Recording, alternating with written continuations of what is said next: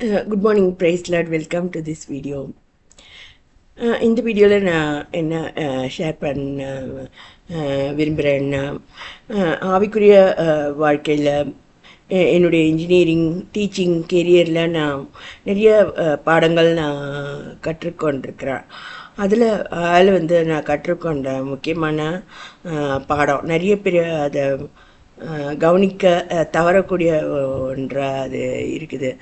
வீட்லேயும் அல்லது நம்ம ஒர்க் ஸ்பாட்லேயும் இல்லை நம்ம சபையிலையும் நம்ம இதை கவனிக்க நம்ம தவறுனா வந்து நல்லது இல்லை. அந்த மாதிரியான ஒரு பாடம் தான் இது. நிறைய நிறைய பிரச்சனைகளோடு நான் கடந்து வந்திருக்கிறேன். அதில் பார்த்திங்கன்னா பணம் அல்லது பொருட்கள் அதை வந்து நம்ம இழக்க தயாராக இருக்கணும். கர்த்தருக்காக நம்ம காரியங்களை கொடுக்கவும் அல்ல அப்படி நம்ம தயாராக இருக்கணும். இருந்தால் வந்து நிறைய பிரச்சனைகளை நம்ம தவிர்க்கலாம். ஒரு டூர் மாதிரி நான் போயிருந்தோம் பாருங்கள். அதில் ஒரு ஸ்டூடெண்ட் என்ன பண்ணாருன்னா வந்து ஃபுட்டு ஆர்டர் பண்ணிட்டார். ஒரு 10 பேருக்கு ஃபுட்டு ஆர்டர் பண்ணிவிட்டு ஆனால் அவங்க ஆர்டர் பண்ண பிறகு தான் அவங்க குக் பண்ண ஆரம்பிப்பாங்க.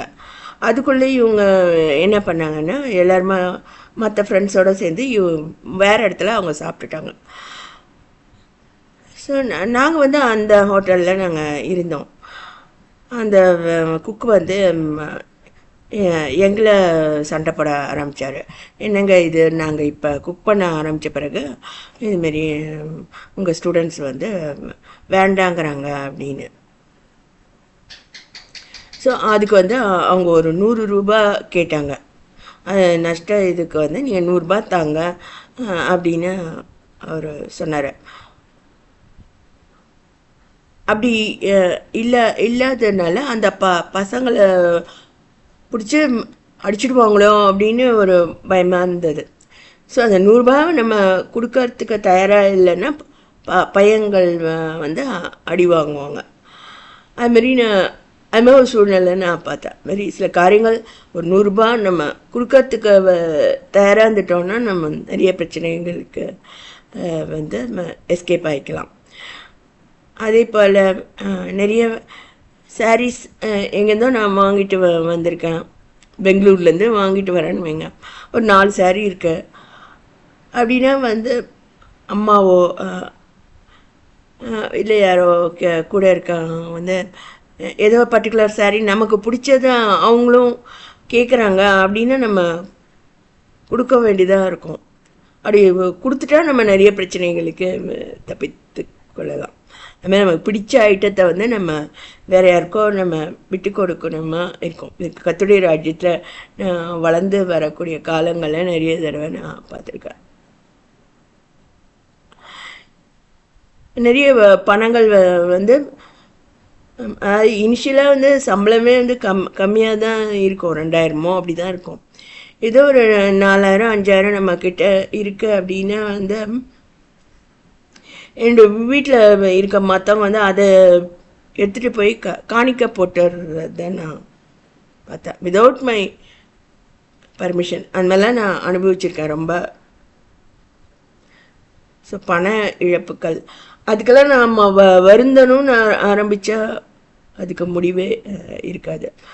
ஸோ மற்றவங்கிட்ட சொல்லுவேன், ஆனால் அது என்னை பாதிக்க நான் விடலை. ரொம்ப நாள் கழிச்சு தான் என்னால் ஒரு 1 லேக்கே நான் சம்பாதிக்க முடிஞ்சது.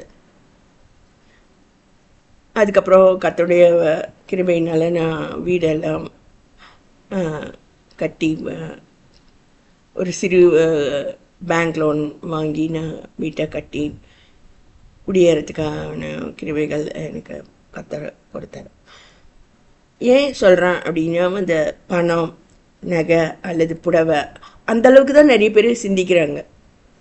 அது ரொம்ப வருத்தமான விஷயம். அது மேலான காரியங்கள் எவ்வளோ இருக்கு. கர்த்தருடைய ஆவியின் வரங்களை நாடுங்கள்னு இருக்கு. நம்ம மேலான காரியங்களை நாடாமல் பூமிக்குரியவைகள் மண்ணான காரியங்கள் அதை நாடி நமக்கு நமக்கு அல்லாத ஒரு பொருளை வந்து நம்ம எடுத்துக்கிட்டு நம்ம மற்றவங்களுக்கு மன உளைச்சலை உண்டு பண்ணுறோன்ற அந்த உணர்த்தி கூட நமக்கு இல்லாமல் போயிடுது. ஸோ இதெல்லாம் வந்து வருத்தத்துக்குரிய விஷயம்.